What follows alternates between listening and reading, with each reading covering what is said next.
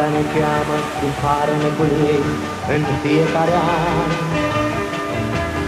Marea revarsă culori pe alei în fiecare an. Soare, iubire, visare și dor în fiecare an. Marea ne cheamă zâmbind tuturor în fiecare an. În fiecare an.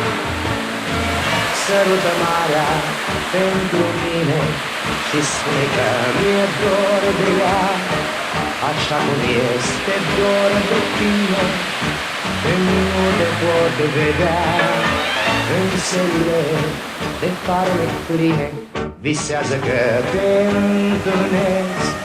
Sărută marea pentru mine și spune că o iubesc și cântă cu ea.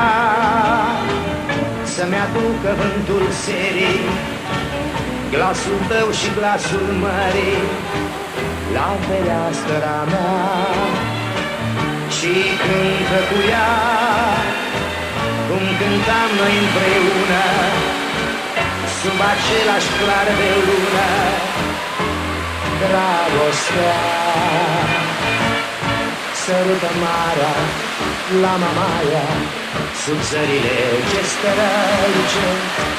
Sărută marea pentru mine și spune că o iubesc.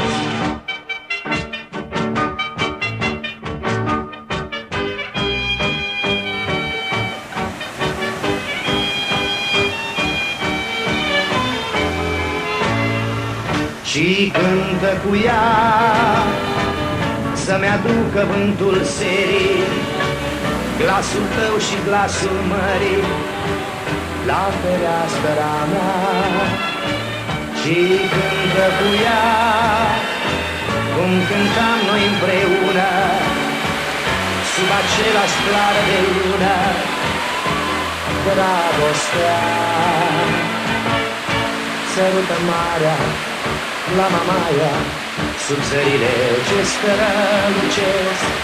Sărută marea pentru mine și spune că o iubesc.